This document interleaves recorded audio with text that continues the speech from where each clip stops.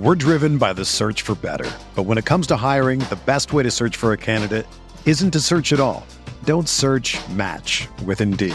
Indeed is your matching and hiring platform with over 350 million global monthly visitors, according to Indeed data, and a matching engine that helps you find quality candidates fast. Ditch the busy work. Use Indeed for scheduling, screening, and messaging so you can connect with candidates faster. Leveraging over 140 million qualifications and preferences every day, Indeed's matching engine is constantly learning from your preferences, so the more you use Indeed, the better it gets.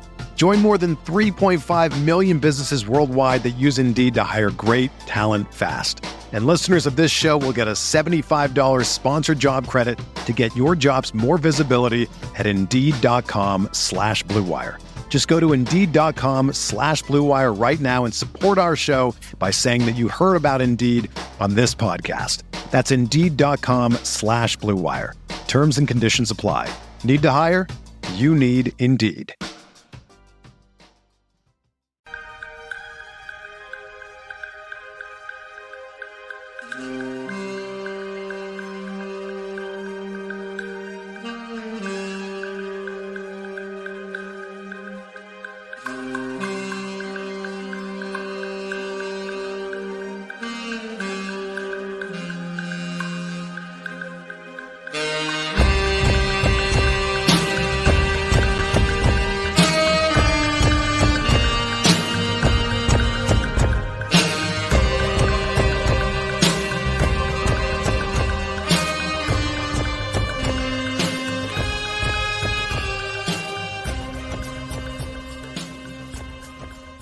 Welcome to Kirk Your Enthusiasm. This is an incredibly impromptu episode where I am joined by my friend Jason Gallagher and my other friend Tyler Parker. Now, you guys might be wondering why this came together in a rush. Simple fact of the matter is, we don't have a lot of time till the series starts, and I like asking people for favors in the last minute.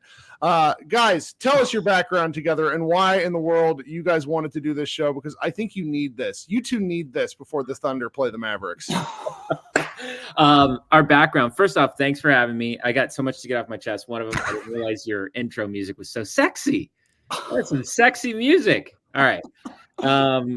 Tyler and I, we went to college together. We were very good friends. We actually used to not like each other at first because my wife and I were an on and off again relationship. And she started like hanging with Tyler, and I was like, who's this? Tell me. We weren't romantically hanging. It was we were none the wiser. Yeah. Okay. Yes. And you're Understood. In shape and tall and handsome, and it drove me crazy. You didn't know the context of the hanging, right? And you would hang out. You would hang out and like watch Dawson's Creek with her, and I'd be like, "Are you kidding me right now?" I'm a catch. What can I say? And then we grew to be very good friends. We lived across the street from each other in college, and a lot of late nights, fun times. And then we both went to Chicago around the same time to do comedy. He was much more successful than I was, but he was very funny and good. And then started a blog together, Baller Ball. We both moved to LA around the same time, maybe a couple years apart. So we've always been in each other's orbits, which has been great. Baller Ball is very important in my comments, knows what the fuck Baller Ball is, but that's okay. So okay, you guys are you're friends, you go way back. At what point did the basketball element enter your relationship, and what was that like? I mean, pretty early, I feel like. It was like I knew Jason was a Mavs fan. That was something that he led with that. That was that was lead with that. That was one of the first couple talking points. Ted Mosby, architect. Jason Gallagher, Mavs fan. It was like Mavs fan. Another thing about me, big Dirk fan. Another thing about me,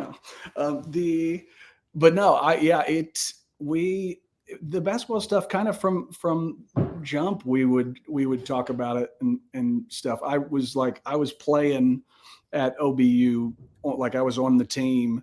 And so, we just got along because we both were watching sports. I think more than we were both watching and paying attention to basketball, I think more than some of our other friends were.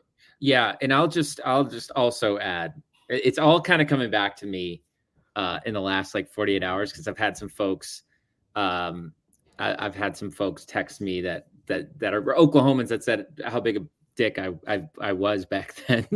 But there's a couple things. One is when I moved to Oklahoma from Texas, I had no Texas pride, zero whatsoever, couldn't care less, whatever. But then people would just like get in your face and be like, Texas suck. And you're I mean, it doesn't suck. It's like, fine. It doesn't suck. And like, there's a lot of that. And then when I first moved there too, there were a lot of like Mavs/Dirk fans that like jumped ship. And at the time I was like very, that's right. I remember this being, this? Yeah. And I was like, you cowards, you blah, blah, blah. And, and so I never really a lot of people probably heard a lot of crap from me, and that was stupid, but it is what it is. I forgot about that part of things. I do remember a big talking point early on being that Cuban was one of the only owners that voted against the relocation. Like he was like one of like two, I think maybe, or was he the only one? Can't remember which. He's losing some fans, yeah, for sure. And no, it made business sense, but that's one of those things that now you look back on and it was like him and Donald Sterling. I'm pretty sure. Right, yeah. So just like two really neat guys on the right side of history. The other, what's really funny is that I think Royce, Thunder guy Royce's old email was the same as my personal email. My personal email is Jason Gallagher 41 after Dirk Nowitzki, and he had a very similar email. Number 41 was in it because he grew up a Mavs fan, grew up a Dirk fan. Okay, question. At what point the Thunder moved from Seattle in 2008? Yes. Is that right? So where were you guys at that point in time in your respective lives? I was a junior in college. No, sophomore. I was a sophomore in college. Perfect. Okay. So this is right when you have the kind of time to watch sports and be angry. Dedicate unreasonable amounts of emotional energy towards your sporting team. The realization, Kirk, that in my shitty little dorm room, I could watch NBA basketball on like local cable on I went to school in Shawnee, but that's very close to Oklahoma City. Just on our regular cable, you were getting Thunder games. And before that, unless it was a nationally televised game, you weren't watching any NBA games. And so just that, like getting to watch a game in my dorm, I remember just being blown away at like that it was even possible. Yeah, and I want to add that, I mean, I used to go to a ton of Thunder games. I think I went to the first oh yeah, season. You would go with those guys. You would go. Yeah, you would dress up. Togas. Yeah. We would dress in togas and go. We call ourselves the Gods of Thunder, and they were like, "We'll give you tickets if you keep dressing up." And so we did. That's right. And now they freaking took our little thing as the mascot's origin story. He was created by the. How many times is this going to happen to you, Jason? Where you create intellectual property for basketball teams? This fucking I really like the Thunder organization. They've done nothing but nice things for me. So we are all square there. Okay, so can I also just say one more? Sorry, Kirk, but can you start introducing me as produces the LeBron James podcast rather than the Jason? I'm sorry. I can. Do you want to know why? Do you want to know why I don't call it? Because I can never remember what it's called. I can never remember what the LeBron James Reddick podcast is called. It's fine. I want to smarmy assholes. Mind the game. Mind the game. See, it's fantastic. It's Jason is multi-talented. I never know what to. I should just call you the editor-in-chief of the Baller Ball and leave it in that. That would be which would be okay. So before you got on, Tyler, Jason told me a little brief story that at one point in time you and he lived together. And there was a rule that you guys were not allowed to talk basketball, that was like Mavericks. My wife kind of was like, "Don't, you guys got to stop." Because I remember that we would get into a lot of heated debates. The hot button topics were Jason Terry, big hot button topic, big one. Don't you speak ill of him. Big hot button. Look, I'm on a Mavs pod. I'm going to be on my best behavior here. I'm not. No, you can talk all the shit. That's fine. No, I mean, look, I'm happy for Jet glad that he could be creative enough to come up with that cool nickname nobody's ever had before, Jet. Jason Eugene. Hey, did y'all want to know what my nickname is? You know this sport I play, the station that is most synonymous with it, their lead analyst. Yeah, it's his exact same. It's his initials. I know. Still. He does the flying thing. It's yeah, cool. Come on, the flying thing is not cool. We're removed enough from it. The flying thing is not cool. If you win a championship, it's cool. That's my take. Sure. If you lose every playoff series and you keep doing a bow and arrow thing like Wesley Matthews, not cool. Not cool. Okay. Jason Terry, to me, it was the poster child for the guy who, like, his team is on a run and he takes the bullshit charge in the backcourt. That's not actually a charge, but he flails and the crowd goes crazy and the ref calls a charge. And then he gets up and starts pounding his chest and asking the crowd for more noise and zooming around. That's Jalen Williams then? No, he would be barking, Jason. Get it right. Hold on. You know what's funny though? Is that I was thinking to myself, like, what was it that I would say about the Thunder that would get you mad? And it's actually replaying in my head right now because I'm thinking, like, this is the same mother effer who would cheer on James Harden and we have to go to commercial break. And after the slow-mo above the camera, you see that he never got hit and he just lied. He is early. This is why we had to do this. Like, you guys need to reignite the hatred. Harden would literally lay on the ground for the entire commercial break, and then they're like, he never got hit. What do we do? And you're talking about Jason Terry? Look, I'm not a James Harden fan. You know what I mean? I'm not into it. I can't speak to that. That does sound like me, but I can't speak to that. That's from another life. And so, no, I do remember, I will say this. I do remember as a Thunder fan who, especially after some of his playoff success, I remember being like, wait, is this guy my favorite one out of the three of these dudes? Is this guy my favorite one? He's a lot of fun against the Spurs. That was a lot of fun in Game 5. Is he my favorite? Yeah. And the thing that would keep him from ultimately ever becoming my favorite was this sort of stuff, the phantom elbow that didn't connect, but we grab it was the theatrics got in the way of which that has proven to be his MO. So, yeah. So all right. I have a couple of questions because we have like 10 minutes. Then Jason and I both have to go do things.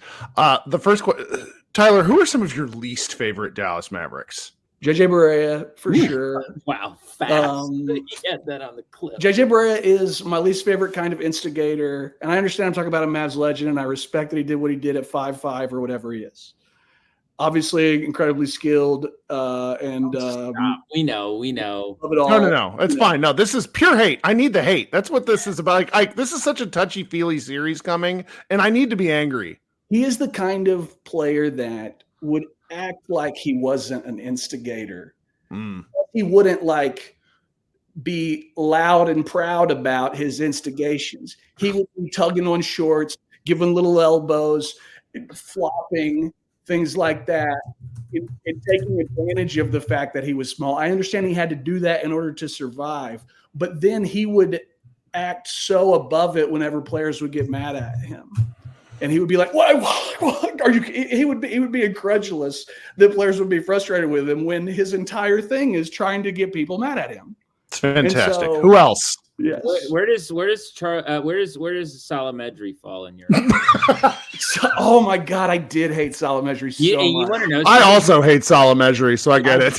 That is one of my least favorite. Yeah, he stayed on the roster for like a couple years simply because like Luka just loved him, and like Luka was like it was like his older brother, and if anyone messed with Luka. That's why I'm like, thank God we have like a Gafford type right now, because like we didn't have that forever. I got to tell you, I call into question Luka's decision making if he's seeing a lot of good in Salamedri. You know what I mean? I don't like he latches on so Rick Carlisle is apparently really mean to Mejri and he hated Rick. So he was like, he took him on, like they were teammates on old team, but that made him double down. Got you. But who else? I do remember. Who were the other guys? I mean, I got one. So I want to know, Terry. like, when you see Ray Felton nowadays, and if you haven't seen Ray Felton nowadays, it's quite the look. He is he's expanded, is what I'll say. Yes. Do you? As we all have, Yeah. But he's in particular. Can you believe Ray Felton single-handedly beat the Thunder in a playoff game? I'll tell you what is even more brutal is that happened, and then I had to cheer for him futilely years later as my Thunder got pieced out of the first round by the Blazers in 2019. That was like when a sobering moment in my life as an NBA fan is when I was like, man, we need Felton to play better. And it's like, oh no, if that's where you're at, if that's like a where your mind goes, like, man, we need some help. Let's turn to Ray. Even at that point, that's not good news for your team.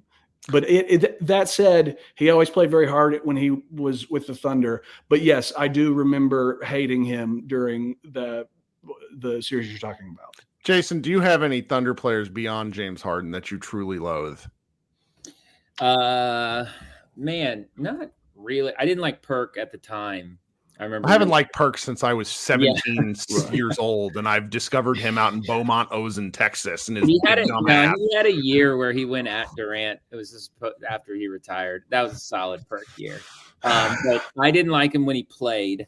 I didn't like Kevin at the time. But I didn't loathe him, but I didn't like him. But what's funny about me is that, and Tyler knows this, that Russ is like my favorite non-Maverick of all time. I love Russ. I know it was, especially after this Clippers series, that's a weird thing to say, but he just like, he performed when he played. And I really love players that understand that this is like a really rare opportunity. Let's have some fun with it. I see. Look, you know, it's some children who are on the sidelines. He would make it feel like an event, you know? Yeah.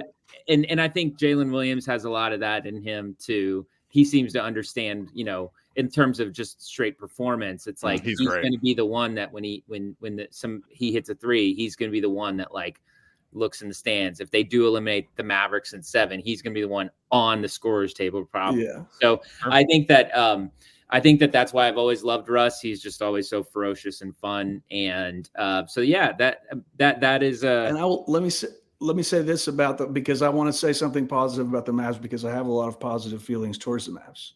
And I want you to know I have so much respect for the Mavs that I'm not doing my Rick's bit, which I thought about doing, but I decided against it. Great bit. I like it, but I just wanted to, you know, the one of my favorite basketball players of all time is specifically Mavs Nick Van Exel. Ooh, and yes. Some of those performances that he had against the Kings in particular are like hit me at a time in my basketball life where I was like, this is my guy. Like, this is my guy. This is my aesthetic right here. Yeah. Whatever this guy's got going on, how he's playing, hell yes, this seems great. That was always one. And I also always had a lot of love for the Mavs because Eduardo Nájera played there for a while. Yeah. And if you give me a Sooner, I will always keep tabs. If you ever want to go down a hilarious Mavericks rabbit hole, when they drafted, they had like, I want to say 4 draft picks in the 2000 draft, and he's the only person to have panned out because that 2000s draft was historically awful because that was the one Kenyon Martin went number 1 overall. If you go look at it, and like the Maverick, it was Cuban's first year drafting. It's why he hated the draft because he traded all in for all these guys and every single one of them sucked except for late second rounder Eduardo Nájera, toughest motherfucker alive. That dude was a hoss. Yes, dude, that guy got multiple stitches right above his eye during a Sweet 16 game against concussion, and he played. He went off, got the stitches, came back in, and the next time that he was in, he like goes in for an offensive rebound and about gets a tip in. He's a lunatic. He's amazing. Oh, yeah. Loved Eduardo Nájera. Well, this is far too much love. You guys are gonna hate each other by the end of this, at least a little bit. No, not even. No, there's a couple things. We've both grown up. We've matured. We have children. You pass that on. You pass the hatred on. Well, I think unfortunately for me, Isaac has experienced the barking in the Thunder arena, and that has had an impact on his life. He loves Does he bark at you.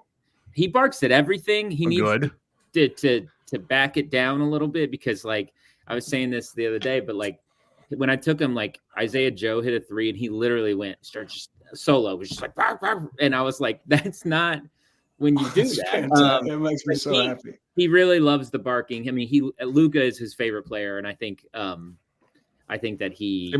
My child has adopted too much Luka. He got pass interfered at a flag football game, like got planted on his face, and got up and screamed at the ref.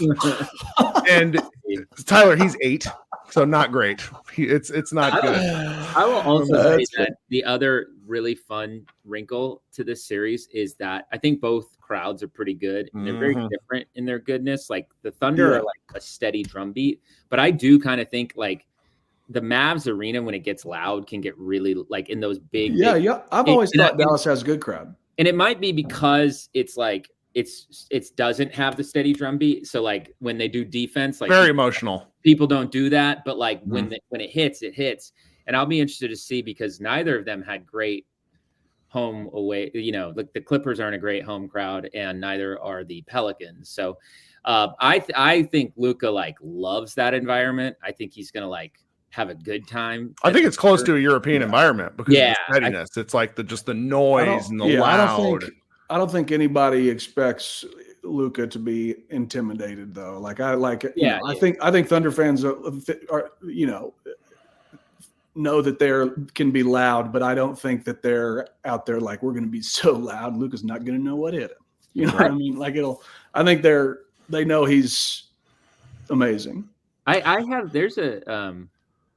Oh, okay. Never mind. Sorry. I was reading the comments. I'm really confused. No, don't read the comments. One guy is really thrown my commenters are who he's going for. See, that's like post-game comments are even crazier when you get like the Kyrie fans versus the Luka fans versus the Clipper fans. Last game, it was just people just love to argue on the internet, whereas I like to argue on the internet while speaking to somebody, not typing. Cool. All right, so I think Jason and I have to go. I need predictions, and then we'll go. Tyler, you first. I'll say Thunder in 7. Ooh. I think it'll be a long one, and I think that it'll be very intense and physical, and I think both fan bases will be upset with the refs at different points for essentially the same things. Yes. Yeah, I think that too. I think I'm just going to go Mavs in 7 for similar reasons, and I don't think either one of us would be surprised if it went the other way. No, for sure.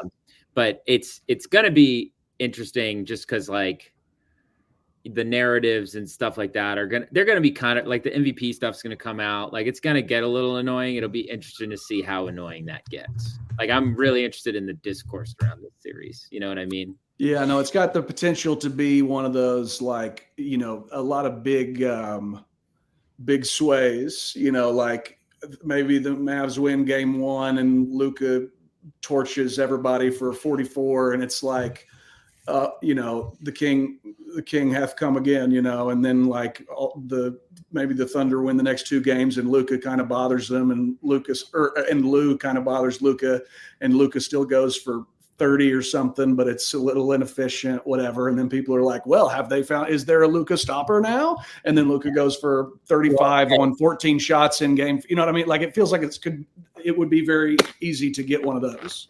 I know that Kirk is a big, he loves to plug things for people. So I'm going to ask just real quick. There is a great little segment on this week's Mind the Game about Lou Dort. LeBron is a massive Lou Dort fan. And so they talked about how do you go about playing playoff basketball with somebody like that on you? And it's good. It's really good. Do Mavs fans ever talk about how Luka said that Dort was the best guy that guards him? Mm-hmm. Yep. Oh yeah. We talk about it, and many Thunder fans have put it in my comment. Whenever I hear Lou Dort, my problem is that whenever I hear Lou Dort, I think of the Netflix show Octonauts, which my son watched on repeat, and there was something called Creature Report, and it's like Lou Dort, Lou Dort, and it just plays in my head on repeat.